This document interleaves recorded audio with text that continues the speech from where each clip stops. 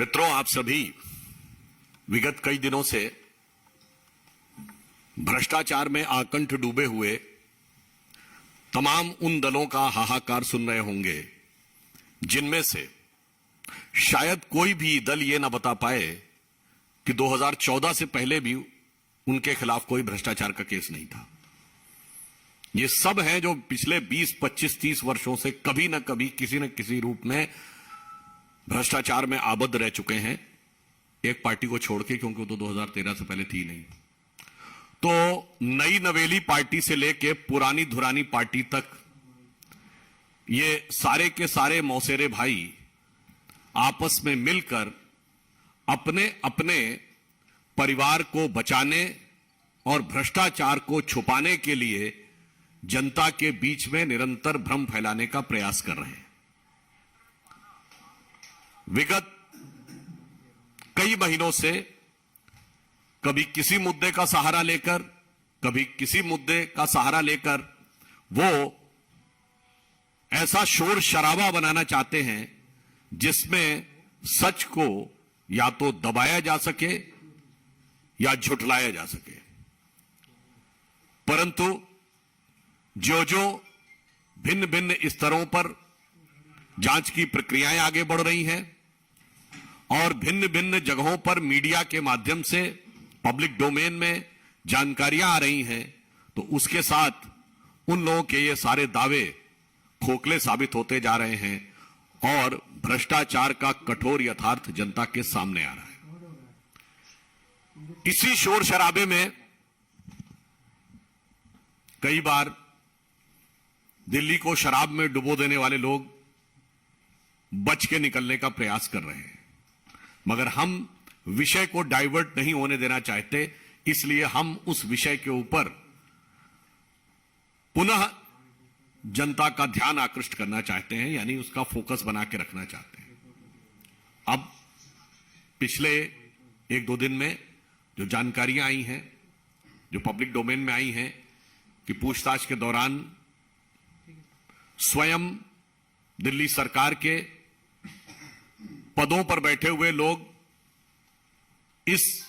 शराब के घोटाले में सक्रिय भूमिका निभा रहे लोग और मनीष सिसोदिया जी के जो सचिव रहे हुए लोग,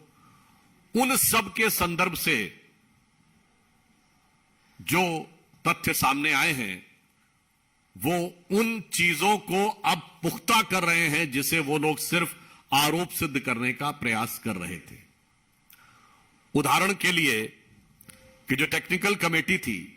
उसने यह संस्तुति की थी कि होलसेल यानी थोक विक्रय का अधिकार सिर्फ सरकार के पास रहेगा,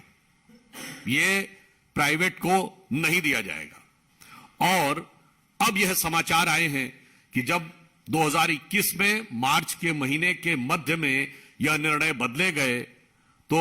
यह निर्णय श्री अरविंद केजरीवाल जी के घर पर हुआ और उसमें दिल्ली सरकार के पूर्व मंत्री सत्येंद्र जैन जी भी उपस्थित थे। यानी अब जिसे वो आरोप कह रहे थे, न सिर्फ वो तथ्यों के साथ पुख्ता होता नजर आ रहा है, बल्कि साथ ही यह भी आ रहा है कि यह सारी की सारी जानकारी मुख्यमंत्री, दिल्ली के मुख्यमंत्री श्री अरविंद केजरीवाल जी की संज्ञान में ही नहीं थी, बल्कि उन्हीं के स्थान पर यह हो रहा था। तो अब किसी भी प्रकार के बचाव का स्कोप आम आदमी पार्टी के लोगों के पास दिखाई नहीं पड़ता है। और इतना ही नहीं, दिल्ली सरकार का जो आबकारी विभाग है उसने यह नोटिस दिया था कि 200 से अधिक जो लिकर शॉप्स हैं नॉन कन्फर्मिंग एरियाज में, वो इलीगल हैं, गलत हैं और वह कैंसिल हो सकती हैं। परंतु इसके बावजूद नियम कानून को ताक में रखकर वह दोबारा से वो फिर भी अलॉट कर दी गई और यह निर्णय भी उनके सर्वोच्च नेता के संज्ञान से हुआ। तो अब जिसे वो अपनी कट्टरता कहने का प्रयास कर रहे थे, अब मुझे लगता है इस कट्टरता को जितना भी वो कहने का प्रयास करते रहे, अब सच उनके क्रमशः दांत खट्टे करता हुआ दिखाई पड़ रहा है। और इतना ही नहीं, जो इस विषय में एक मुख्य आरोपी है, उसने आम आदमी पार्टी के राज्यसभा में सांसद महोदय संजय सिंह जी के रेफरेंस देते हुए यह कहा है कि उन्होंने भी उनसे बुलाकर कहा और चुनाव के लिए वांछित धन की व्यवस्था करने का आग्रह किया, और इसके बदले में उन्होंने कुछ शर्त रखी कि अगर यह नीतिगत निर्णय में परिवर्तन हो जाए तो यह व्यवस्था हो जाएगी। और अब वह तथ्य प्रकाश में आ रहे हैं कि वो परिवर्तन हो भी गया। देन यानी जो नीतिगत परिवर्तन की अपेक्षा थी वो हो भी गया, तो ये पुनः दिखाई पड़ रहा है कि अब किसी एक नेता की बात नहीं है, किसी एक मंत्री की बात नहीं है जिससे पिंड छुड़ा लेंगे। मुझे लग रहा है कि जो अपने को कट्टर ईमानदार कहते थे वो तो अब झूठों के सरदार नजर आ रहे हैं। अब स्थिति यह है, वो एक सूरदास जी की पंक्ति है ना कि एक हो तो समझाइए आके, कुपही में ही भांग पड़ी है। अगर एक व्यक्ति हो तो वैसे होली का सीजन तो निकल चुका है, पर ऐसा प्रतीत होता है कि आम आदमी पार्टी उस कुएं का पानी पी रही है जिसमें पूरे कुएं में भांग पड़ी हुई है। तो इसलिए इन्होंने जिस प्रकार से सच को छुपाने और डाइवर्ट करने का प्रयास किया है, मगर हकीकत में जो तथ्य सामने आ रहे हैं उससे इनका असली चेहरा उजागर होता चला जा रहा है और मुखौटा उतरता चला जा रहा है। और मुझे ऐसा लगता है कि 10 वर्ष के इतने कम अंतराल में पूरे भारत की राजनीति में किसी भी राजनीतिक दल के चाल, चिंतन, चेहरे, चरित्र में इतना बड़ा बदलाव नहीं आया होगा या इतना बड़ा अधःपतन नहीं दिखाई पड़ा होगा जितना अपने को नई राजनीति के स्वयंभूत घोषक बनकर,